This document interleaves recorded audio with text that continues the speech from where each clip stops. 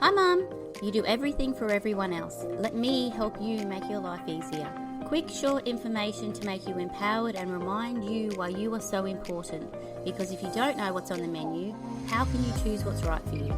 Hi, I'm Alina, Director of my private practice Supportive Therapy, an everyday Aussie mum trying not to lose my biscuits at my kids. As a mental health professional, I'm here to share my secrets so no other mother feels alone or powerless. Knowledge is power, and I want you to be powerful. Think of it like I'm your mindset coach through all of this. Everything is backed by science and psychology. I believe in you, and I want you to be the best version of yourself. To be happy and feel in control, you need to be mentally strong.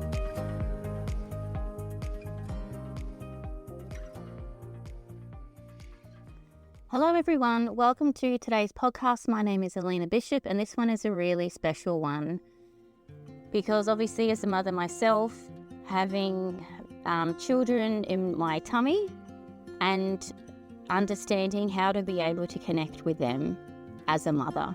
And sometimes when I have this conversation with other mothers, it really shocks and surprises them. So I want to be able to make this really quite normalised and then back it up by science so that it proves it kind of works and it's beneficial, well, mutually beneficial, one for you and one for the baby. And so when sometimes the baby's in your tummy, especially if it's quite far along, sometimes if it moves around a lot and it's uncomfortable, you are then able to communicate with the baby, connect with it, and then make it relax and calm down if that's what it needs. Or sometimes even if you haven't felt the baby for a while and you're getting quite nervous, you're able to sit in a quiet space, really connect with it, and then ask it to move. And so I've experienced this personally with myself through my first baby, and I've used it as a tool for the other children that I've had. So firstly, I want to be able to explain the science to you, and then secondly, I want to show you how it's done, okay? So in terms of sensory development, from as early as 16 weeks, a fetus begins to develop sensory capabilities, including its hearing. So by the third trimester, the fetus can recognize sounds from outside of the womb, particularly the mother's voice. And there's been studies that show that a mother's voice has a calming effect on the fetus, which can then reduce fetal heart rate and movement, indicating relaxation, okay? So then the baby becomes attuned to the mother's rhythm of speech, her tone, and even her emotional state, which creates early foundations for connection. And I don't know if you saw or if you ever watched, remember Ellen, that TV show during the day? And when her friends or stars would be on the show when they were pregnant, Ellen would always go out of her way to talk to the person's tummy because she wanted the child to recognize her when they came out. And it was always really interesting, okay? So number 2 explanation why this works is the vagal pathways and fetal regulation. So just as a background, your nervous system runs through your body, but you can't generally relax your nervous system. The best way to be able to access your nervous system is via your vagus nerve, and the vagus nerve runs from the tip of your head to the bottom of your toes. And so sometimes if you are overwhelmed, have a look at either polyvagal theory, or it is vagus nerve exercises. I'm sorry, I'm a bit foggy today, so you're just going to have to be patient with me, please. So vagal pathways, the mother's calm state is often triggered by deep breathing, singing, or even talking to her unborn baby. This then activates the parasympathetic nervous system because this vagal pathway gets through to the nervous system to be able to calm it if it's overwhelmed, okay? This activation reduces maternal stress hormones like cortisol, which when elevated can cross the placenta and impact fetal development. So as a mum, if you're able to calm yourself while communicating with your baby, the mum not only regulates your own stress levels, but it also helps the baby develop adaptive stress regulation responses. promoting a calm state in the womb. Isn't that wild? Do you know? And there's also another thing about a calm state in the womb. Fun fact, that when you go to the ocean, they say the ocean is so calming because it's reminiscent of being in the womb, right? So that's why sometimes at night, if I can't sleep or relax, I put on ocean sounds, and it then makes me feel calm because in terms of your body, it's reminiscent of being in the womb. Hey, awesome. So number 3 is oxytocin and bonding. So when a mother interacts with her baby in utero, whether it be via touch, voice, or visualization, mum's body releases oxytocin, which is the love hormone or the bonding hormone. So oxytocin plays a crucial role in maternal behaviors and emotional regulation, and it enhances feelings of love, empathy, and connection. And it's interesting, right? When we're talking about oxytocin, children get that oxytocin love bond or love hormone from mum when mum nurtures me. But for dad, kids get that love hormone from dad when dad wrestles them. So it's different. And that's why it's important, understanding the different roles of males, females, genetics, biology, and I'll explain that another day. But yeah, it's very, very interesting. Mums need that nurturing for their kids, but kids get that love hormone when they wrestle with their dad, okay? Number 4 is matrescence. I always don't know if I say that word correctly, and I'm pretty sure someone's going to correct me. Matrescence. It's the technical term into the transition into motherhood. And because when women have our babies, we then grow, change, evolve, develop, become a mother because of all of our hormones and biology, because of the baby in the belly and then the birth, and then the hormones associated after that. So that's the process of matrescence, It's difficult for men because men don't have that journey dedicated to being a parent or fatherhood the same way that mums do. So because mums already have this process of matrescence, we are then bonded and connected, and we have a different kind of connection with our baby and a different connection to motherhood or parenthood. It takes dads a little bit longer to catch up and to create those bonds authentically in the real world and not in utero. So I hope that makes sense as well, because it's important to understand that sometimes when we have babies, we're in a certain place mentally, emotionally, psychologically because of matrescence, and fathers are not. And then sometimes that's when the unusual conflicts or abandonment issues or rejection or not feeling good enough kind of pop But understanding that you've got to be patient with dads, because especially if they haven't had children before, it's going to take them a little while to catch up. And so communicating with your unborn child is a part of this transition, because it helps women mentally prepare for motherhood on a conscious, subconscious levels, right? Repeated positive interactions with the baby while still in the womb reinforce the mother's self-efficacy and self-belief in her nurturing abilities, okay? So it's almost like, I'm not going to say this out loud, but I am, like a placebo, because it shows you and gives you evidence that when my baby is upset or doing loop-de-loops or figure eights within my womb, if I then calm myself, connect with it, talk to it, and then it calms down and relaxes, that then positively reinforces or gives me the understanding that, yeah, I am going to be a good mum. I am in control. I can handle this. Everything's going to be okay. All right. Number 5 is epigenetic effects. So prenatal bonding and maternal emotional regulation during pregnancy can positively impact the baby's genetic expression. Now, obviously, I'm not going to go into this too much. It's a lot. But epigenetics refers to how environmental factors, such as the mother's emotional and psychological state, influence the baby's gene expression without changing the DNA sequence. So, nature versus nurture. It's not your fault, you're a product of your environment. understanding how we can then create an environment to be able to have a positive impact in the child's development, resilience and capability to regulate emotions. So it's really important, even though having a baby for some people, or especially when you are pregnant and you have another baby and they are really little, it can be awful and stressful. It can put financial strain on everything, especially your relationships. It can be excruciating, okay? And this is speaking from experience.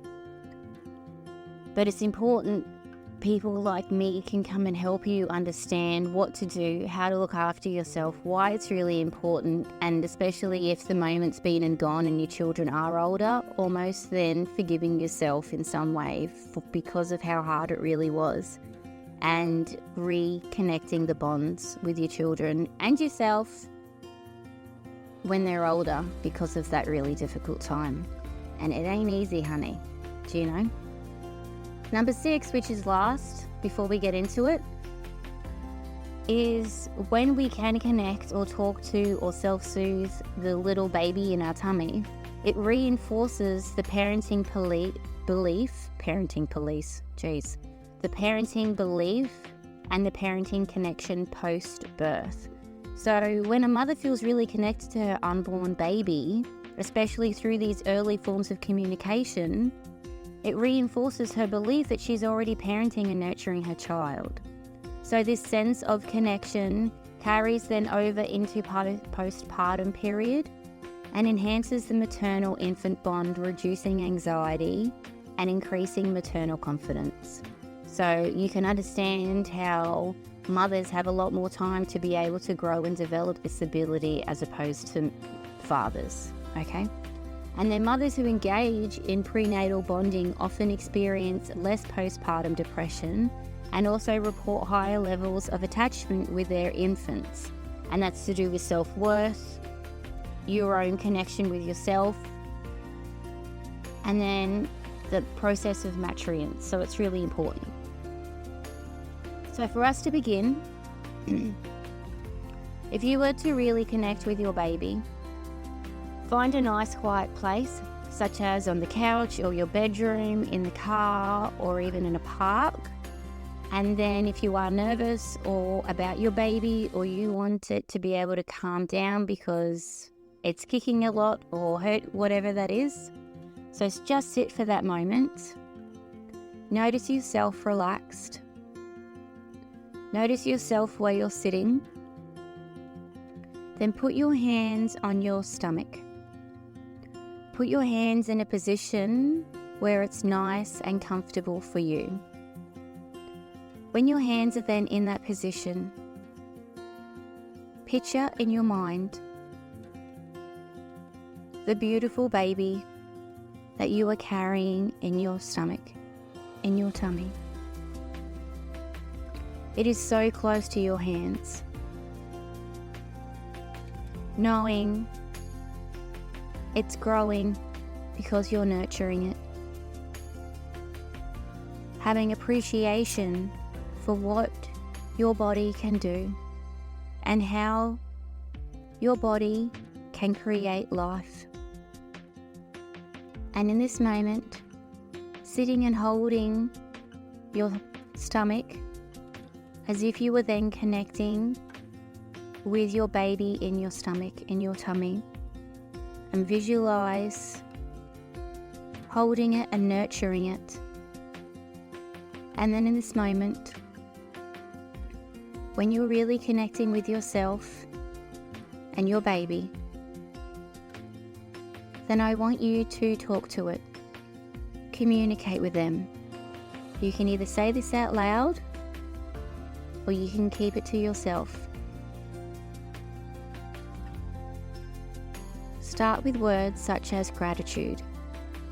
I am grateful you are healthy. I am grateful you are strong. I'm grateful that I can have you.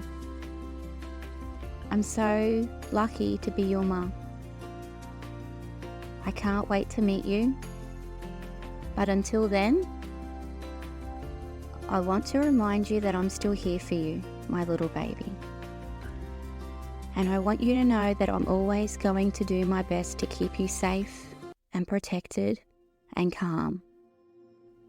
I will always do my best to be able to protect you the best way that I know how. And as my beautiful little baby, I can't wait to share my life with you and to nurture you and nourish you so that you grow up to be the person that you want to be. But just for this moment, my little baby, my little peanut, I want to tell you and reassure you that everything's going to be okay. That I'm always here with you. This beautiful, special moment with both of us together is going to have a bond for the rest of our lives. And no matter what happens, when you come out and I meet you, I will do the best I can. And I will always love you unconditionally no matter what. And then reflect yourself and then talk to your body. Show appreciation and gratitude for what your body does. Have compassion for what your body is going through and the changes you are experiencing. Have compassion and look in awe at your body, at how it changes and grows to be able to be strong enough to hold this beautiful baby. Give yourself grace and time and peace for your body to heal. Give it what it needs, and forgive yourself for being frustrated at your body. Knowing that everything's going to be okay. Because I trust my body, I will start listening to my body more. To be able to protect my baby, I need to be able to protect myself. And I need to give myself the best chance at recovery, at self-care, at being calm, learning to sit in peace and quiet without discomfort. And if I need to rest, giving myself permission to rest. And in this moment, this is how we connect with ourselves and our baby. And imagine, especially at the end of pregnancy, when it's all too much, when it feels uncomfortable. Sometimes I'm nervous or scared about what's about to happen. Being able to listen to this and reconnect a couple of times a day even, if that's what you need, so that you can feel in control over your body and know that no matter whatever happens, you can handle it. Your body can handle it. You are strong enough. And everything's going to be okay. You've got this. Thank you for listening. Have a good afternoon.